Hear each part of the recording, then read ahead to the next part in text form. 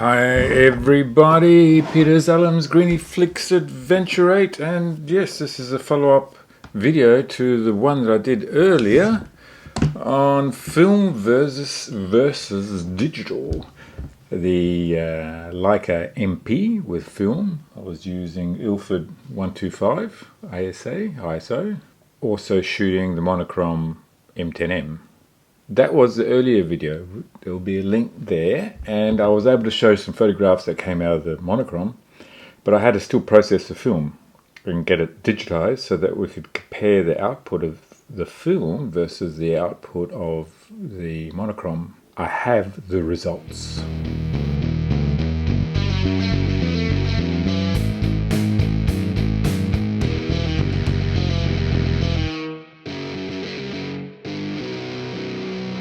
You can't really compare film to digital in modern days because the digital sensors are so fine that the detail you get is far better than any fine grain of film. However, film produces a different type of result to digital, and then it becomes around what you like, aesthetics of it, the creativity of it, and people's own perception of what is nice, what is good, and what is interesting. The exercise of the last video of the shooting and today is to look at the differences, to be more aware of it. There will be a time when I want to use film, particularly where you don't want to charge batteries. The other observation I had was that in shooting film, everything is already slow, much slower photography, because you only got 36 shots on a roll of film. And when you take digital shots, you would use that up in an hour. With film, as it was over 4 days of shooting. I mean, that's combined with exercise around Sydney, etc. The rules of that shoot was that for any particular location, I would take one shot with the film camera, and then I'd replicate the exposure with the digital camera. And not take more shots with the digital camera, but just whatever I shot with film, I would shoot with digital. That means I went to all those situations, but just took a whole lot less shots. That was the real experience of actually shooting film. Things are slower. In addition to shooting rangefinder and manual focus and manual exposure, it means things slow down also. Alright, well, let's jump into Lightroom and have a look at the results.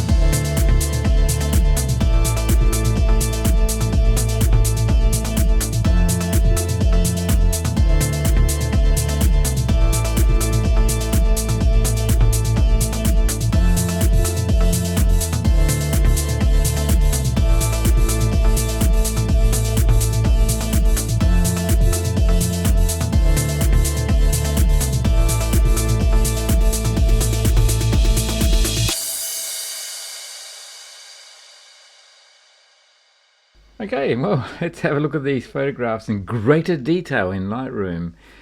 On the left here, I have the negative scanned by the professional processing lab and sent to me.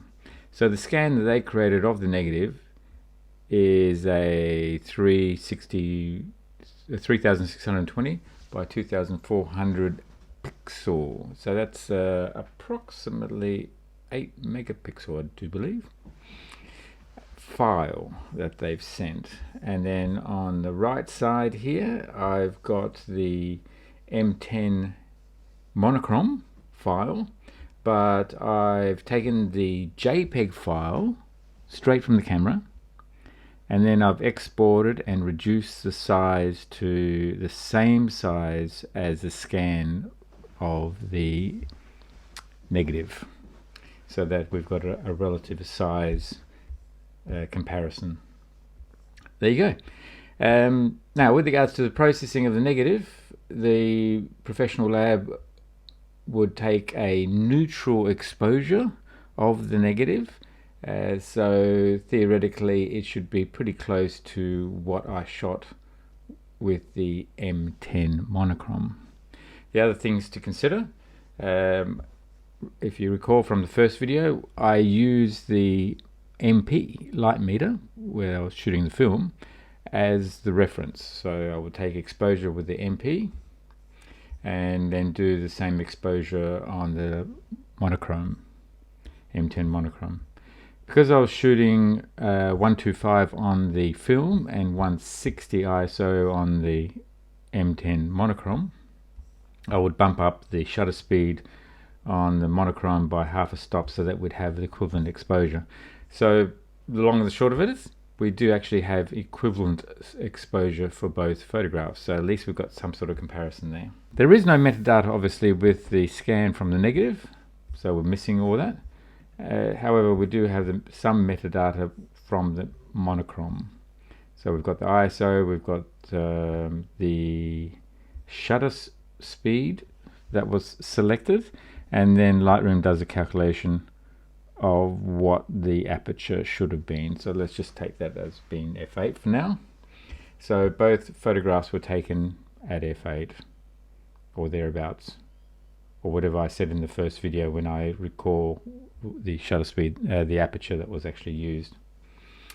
Alright, so what else can we tell from this photograph? We both look pretty good. Both the exposures are pretty good.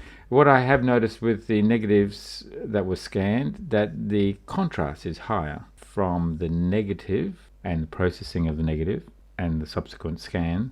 The end result is a more contrasty shot than on the monochrome. Obviously the monochrome you can do post-processing and change it to more contrasty as well. But anyway, whether it's whether you like it or dislike it, I guess it's personal opinion. Alright, let's zoom in, let's say 200%, and let's see what we see.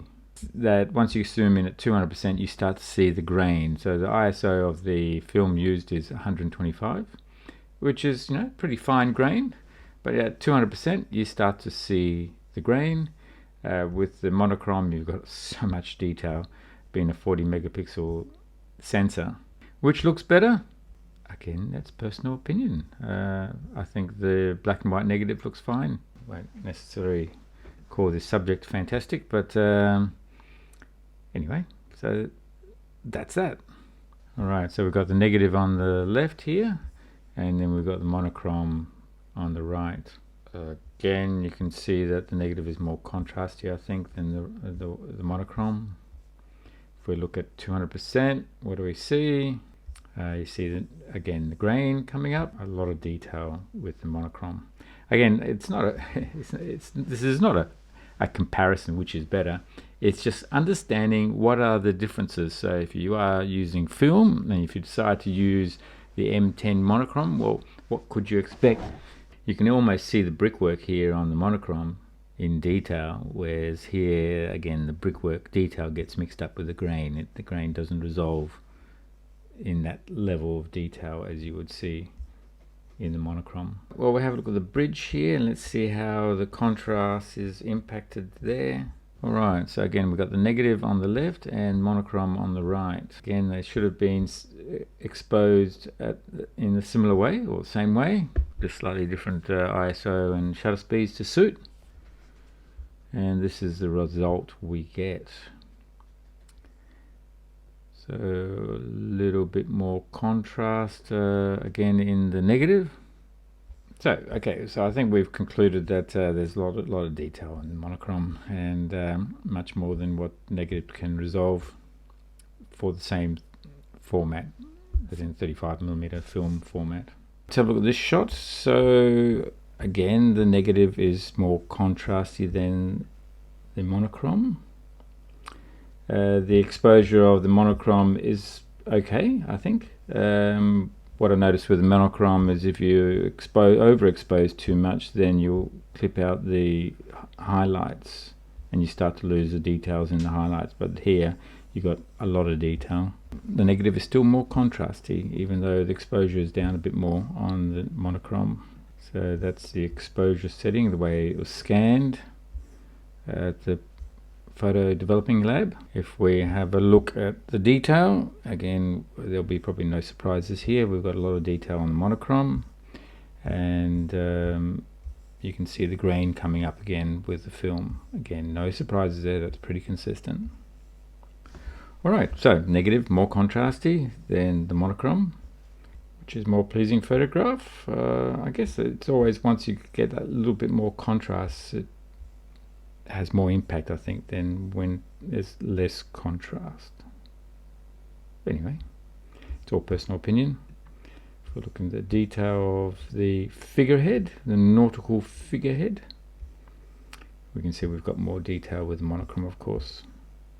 Okay, let's have a look at the last one here. So this is a longer exposure. So we're looking at 1 second exposure. Might have been a bit less for the monochrome, to allow for the difference in ISO. So 1 second exposure with the film, it's produced quite a more contrasty photograph again compared to the monochrome.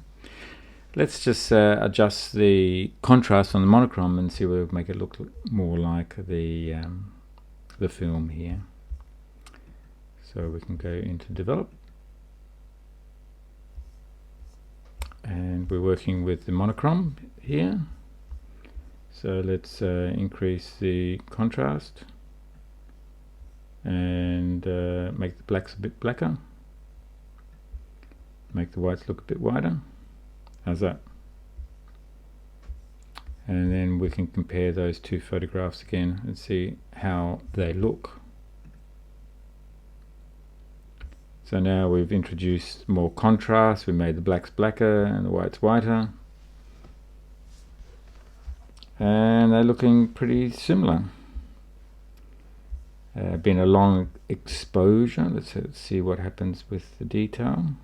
Now I was just resting the cameras on the edge of this fountain, so there could be some camera shake, and I think that's showing up here in the horse's head. You can just see that there is some movement,